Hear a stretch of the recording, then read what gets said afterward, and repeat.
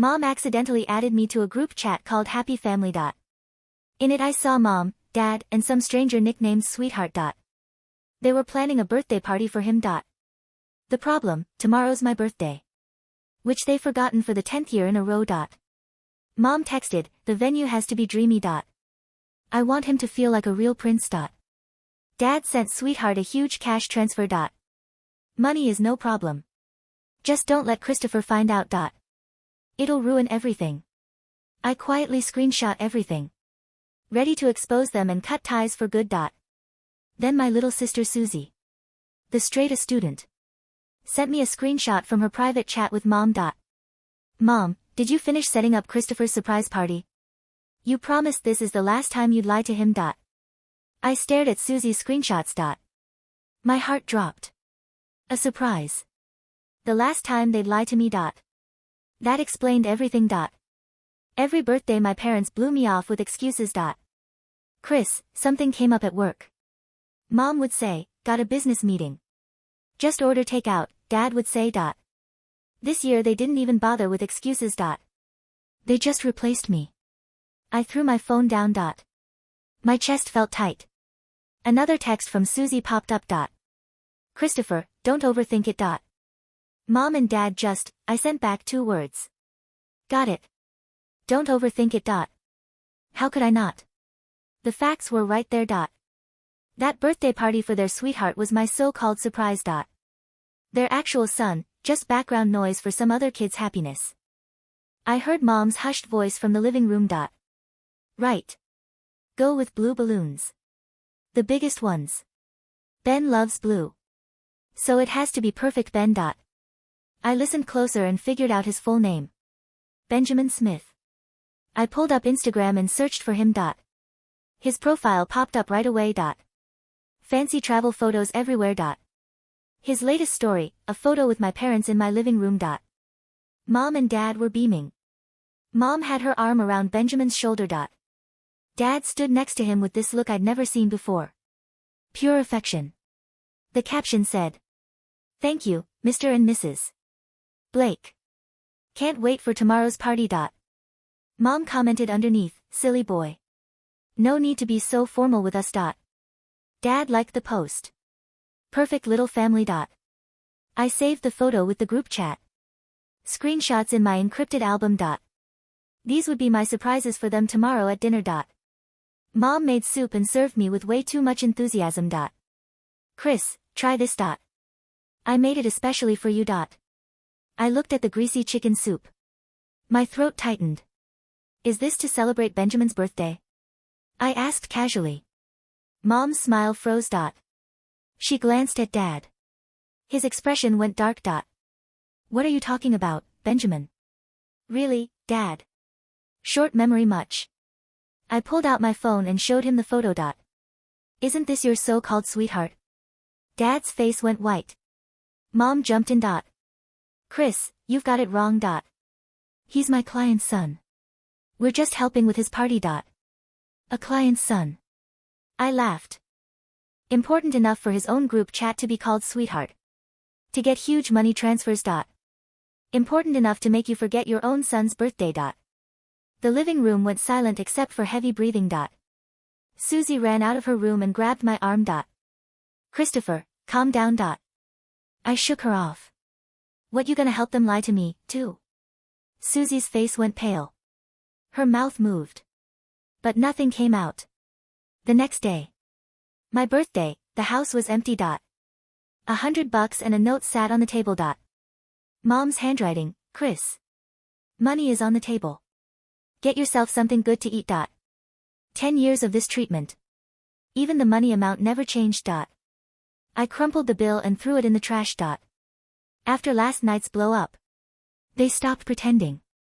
I heard Mom on the phone in her room. Voice buzzing with excitement. The venue is all set up. Looks like a fairy tale. Dad was on the balcony giving orders. Bring the 82 Lafite. Ben needs to have the time of his life today. Meanwhile, I drifted through the house like a ghost. Susie left early. Before she did, she gave me this complicated look. Christopher, no matter what you see, trust me. Trust her. Trust. She was in on this, too. I laughed coldly and said nothing. Around noon, a delivery truck pulled up. Two guys unloaded this massive gift box with a ridiculous blue bow. I stood at the window watching. Turns out I didn't even deserve a gift. Mom rushed downstairs, grinning ear to ear as she signed for it.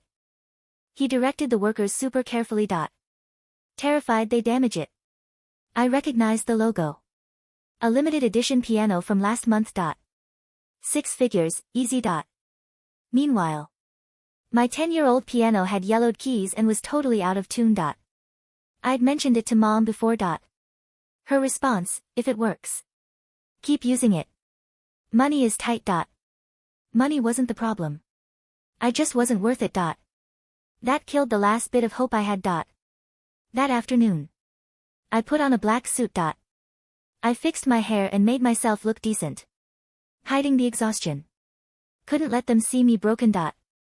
I'd walk away with my head up. I'd overheard the party address during Mom's call last night.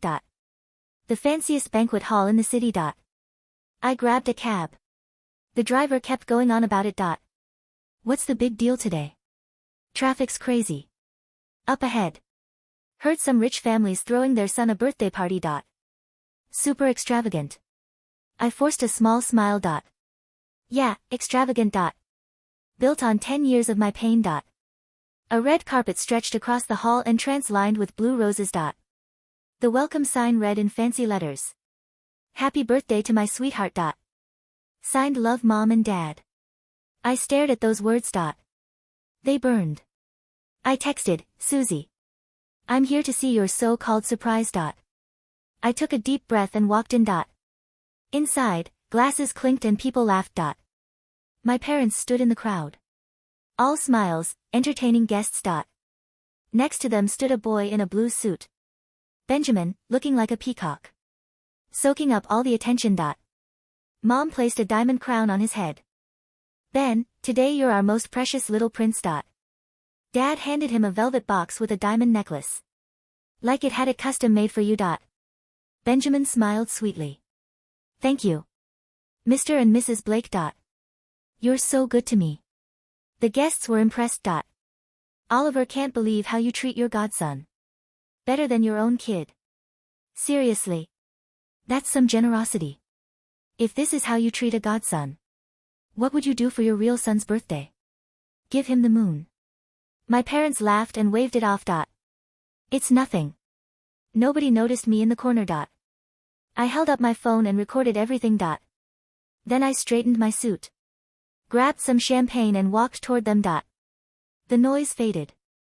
All I saw was that perfect family of 3. Mom raised her glass. Thank you all for celebrating our sweetheart's birthday today.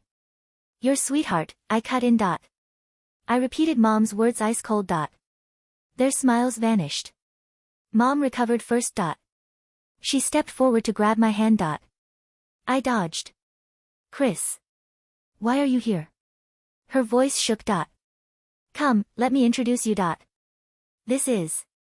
I cut her off, staring straight at Benjamin. This is Benjamin Smith, your sweetheart, right? Benjamin's smile disappeared. He looked lost. A flash of sympathy crossed his face. Before he looked to my parents for help. Who's this? Someone asked. Dad's face went dark. He lowered his voice. Christopher Blake, stop making a scene and go home.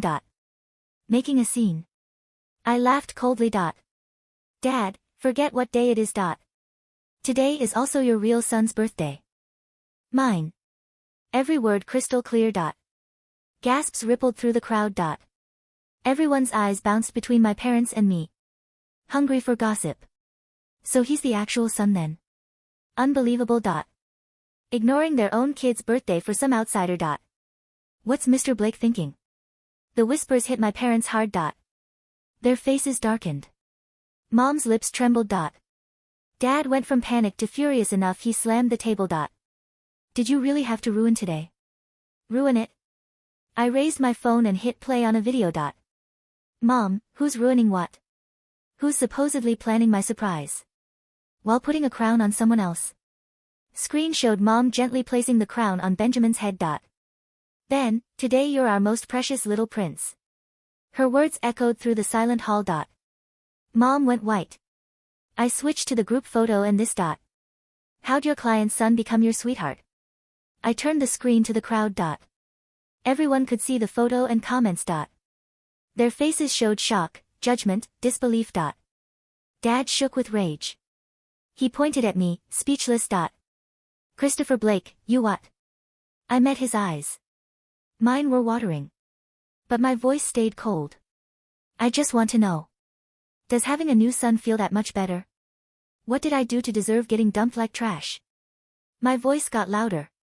Carrying 10 years of hurt. Benjamin went pale. He tugged Mom's sleeve. Mrs. Blake. This Mom yanked away from him. She looked at me, eyes full of regret. Chris, it's not what you think. It's really not. Then what is it? I demanded. Go ahead, explain. Right then the doors flew open. Susie rushed in, seeing the standoff. Her face went white. She ran to me and grabbed my arm tight. Her voice shook. Christopher. Let me explain enough. I don't want more explanations. I shouted. I tried to break free. I'd accomplished what I came for. Let everyone see my parents' true faces. Watch their perfect image crumble. I raised my phone high. Ready to project the group chat screenshots on the big screen. Mom, Dad. Show's over. Just as I was about to hit projection, Susie snatched my phone and clutched it to her chest. Christopher, please. Just 5 more minutes. Her eyes were red, voice desperate. 5 minutes, Susie pleaded, her knuckles white as she gripped my phone. Give me 5 minutes, and if you still want to destroy this family, I'll unlock the screen myself.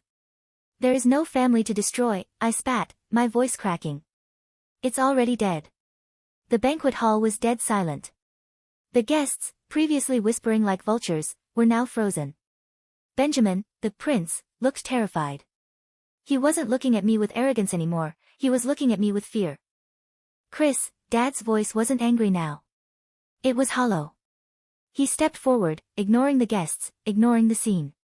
He looked 10 years older than he had 5 minutes ago. Let Susie speak. Then you can do whatever you want. I crossed my arms, my heart hammering against my ribs like a trapped bird. Talk. Susie didn't speak to the crowd. She walked over to the AV system where a laptop was connected to the massive projector screen. My parents flinched, but they didn't stop her. You think they forgot your birthday, Susie said into the microphone, her voice trembling. You think the money, the affection, the sweetheart nickname, you think it's because they replaced you. The evidence is right there, I pointed at Benjamin. No, Susie said. She typed a password into the laptop. A folder opened. It wasn't photos of Benjamin. It was a scanned police report. Then medical records. Then a newspaper clipping from 10 years ago. The headline on the screen was grainy, but the date was clear. October 14, 2014. My 10th birthday.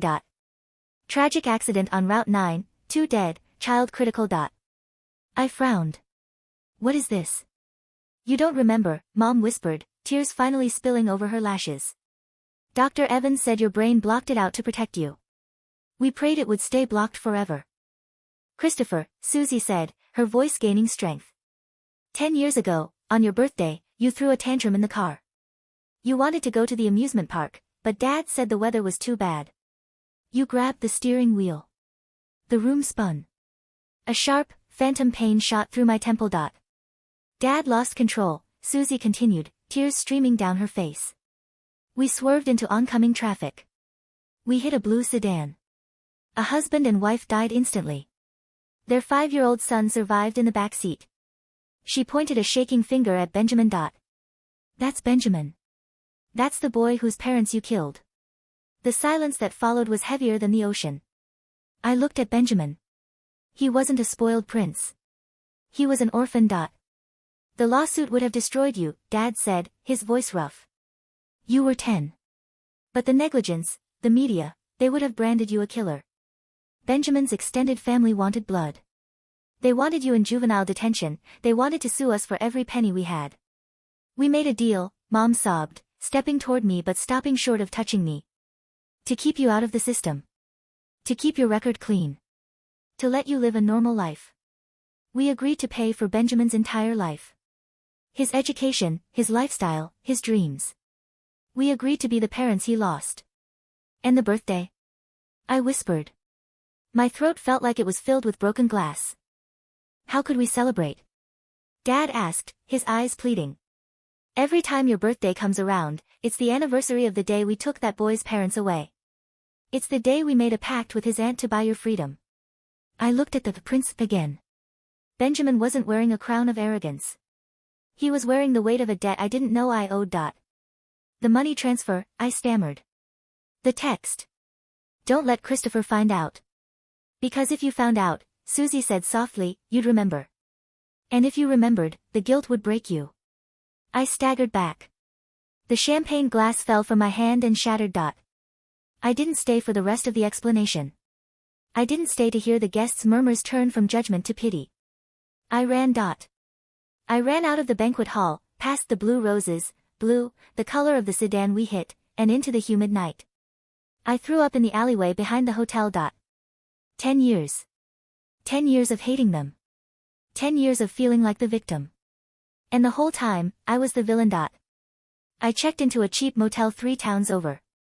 I turned off my phone. I sat on the lumpy mattress and stared at the wall for 3 days.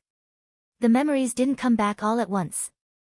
They came in jagged flashes. The sound of screeching tires. My small hands on the leather wheel, pulling hard to the left because I was an angry, spoiled brat. The scream. Not mine. Mom's. The crunch of metal. I looked at my hands. They were trembling. I had killed 2 people. On the 4th day, there was a knock on the door. I didn't answer. The lock clicked, a master key. It wasn't the cleaning lady. It was Dad. He looked terrible. His eyes were sunken, his expensive suit rumpled. He held a bag of takeout, greasy chicken soup. Get out, I rasped. No. He kicked the door shut and set the food on the table. We've been tracking your phone's GPS. Mom is outside in the car. She can't stop shaking. Why didn't you tell me? I yelled, standing up. You let me hate you. You let me think I was worthless. Because hate is better than guilt. Dad shouted back, his composure finally cracking. Look at you. You've known for 3 days and you look like you're ready to die. Imagine carrying that at 10 years old. We took the hate, Chris. We ate your anger for a decade so you could sleep at night. He sat down on the edge of the bed, putting his head in his hands. Benjamin, he hates us, you know. I froze. What? He takes the money because he has no one else. His aunt, the one who made the deal, she just wanted the cash. She dumped him in boarding schools. We're the closest thing to family he has, but every time he looks at us, he sees the people who killed his mom and dad. That smile in the photo. It's fake. He performs for us because he needs the tuition paid. It's a transaction. A hellish transaction. The piano, I said. The limited edition piano. His mother was a pianist, Dad said softly. It was the only thing he asked for. He doesn't even play it. He just sits by it. I sank to the floor. I ruined everything. You were a child, Chris. It was an accident. It wasn't just an accident. I grabbed the wheel. And I was the driver. It was my job to control the car. It was my job to control you. Dad stood up and offered me a hand. Come home. The party is over. The guests are gone. It's just us now. The lies are done. I looked at his hand. The hand that had signed checks for 10 years to cover my sin.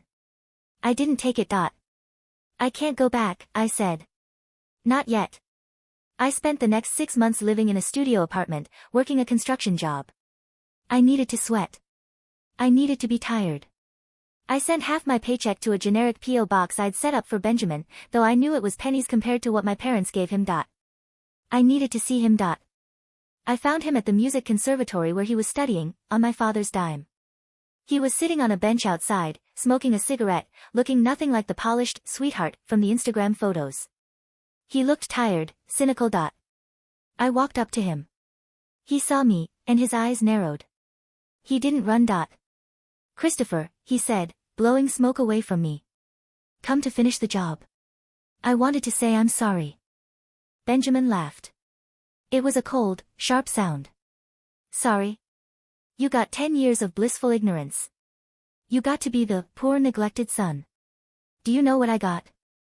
I got to watch the people who killed my parents play Happy Family with me once a year to clear their conscience. I didn't know, I said. I know you didn't. That's what made it worse. You got to be innocent. I had to carry the truth. He dropped the cigarette and crushed it under his boot. Your mom, she tries. She really does. She texts me every week. She cooks my favorite foods. But every time she touches me, I feel sick. And yet, I can't cut them off. I need them. I hate that I need them. I'm refusing my inheritance, I said. Benjamin looked up, surprised. I signed the papers yesterday, I told him. Everything that would have gone to me, the house, the savings, the company shares, it goes to you. When they die, you get it all. It's not enough. It'll never be enough. But I'm not taking a dime from them anymore. Benjamin stared at me for a long time. The anger in his eyes didn't vanish, but it softened into something like exhaustion. You're an idiot, he said. But, thanks. Why did you let them put the crown on you? I asked. At the party. Because for a second, Benjamin whispered, looking at the ground, I could pretend that my parents were the ones doing it. That I was someone's prince. It's pathetic, isn't it? No, I said. It's lonely. The year turned.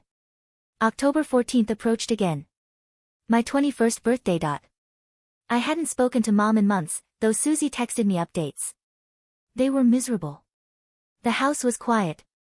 They had stopped celebrating Benjamin's birthday with such fanfare, at Benjamin's request. The charade was over. On the morning of my birthday, I went to the cemetery. I found the grave of Robert and Elena Smith. There were fresh blue roses there. My parents had already been. I knelt in the grass. I didn't pray. I just talked. I apologized to the dirt until my voice gave out. When I stood up to leave, I saw a car parked at the gate. My parents' car. They were waiting. Not forcing me, just waiting. I walked over. Mom rolled down the window. She looked frail. We didn't buy a cake, she said, her voice tentative. Good, I said. But, Dad leaned over, Susie is making dinner. Just pasta. Nothing fancy. Benjamin is coming. I froze. Benjamin is coming? He asked to come, Mom said. He said he wanted to try eating dinner without a contract. I looked at the sky. It was gray, raining slightly. Just like that day 10 years ago. But I wasn't 10 anymore. I wasn't the victim, and I wasn't the villain. I was just a survivor, like Benjamin. Okay, I said. I'll follow you home. The dinner was awkward. The silence was thick. The table wasn't set with the fine china. It was the everyday plates. There were no balloons. No banners. Just a pot of spaghetti and a garlic bread that Susie had slightly burned. Benjamin sat across from me. He wore a hoodie, not a suit. Pass the salt, he said to me. I passed it. So, Benjamin said, sprinkling salt on his pasta. I heard you're working construction. You got calluses? I held up my hand. A few. Good, Benjamin said. Your dad says you're good at it. Says you're stubborn. I looked at Dad. He was staring at his plate, trying to hide a small, proud smile. We're not going to sing, Mom said suddenly. I know it's your birthday, Chris, but we can't sing. I know, Mom, I said. I took a bite of the pasta. It tasted like home. This is enough. It wasn't a happy ending. There was too much scar tissue for that. Benjamin would never love my parents, and I would never fully forgive them for the lie, and they would never forgive themselves for the accident. But as I looked around the table, at Susie's relieved face, at Mom's teary eyes, at Dad's weary shoulders, and at Benjamin, who was finally eating a meal without performing for his supper, I realized something. We weren't the happy family group chat. We were a mess. We were broken pieces glued together by tragedy and money and guilt. But for the first time in 10 years, we were real. Happy birthday, Christopher, Benjamin said, raising his water glass. His voice was dry, lacking any warmth, but it lacked the hate, too. I raised my glass. To the truth. We drank. And for the first time in a decade, the soup didn't taste bitter.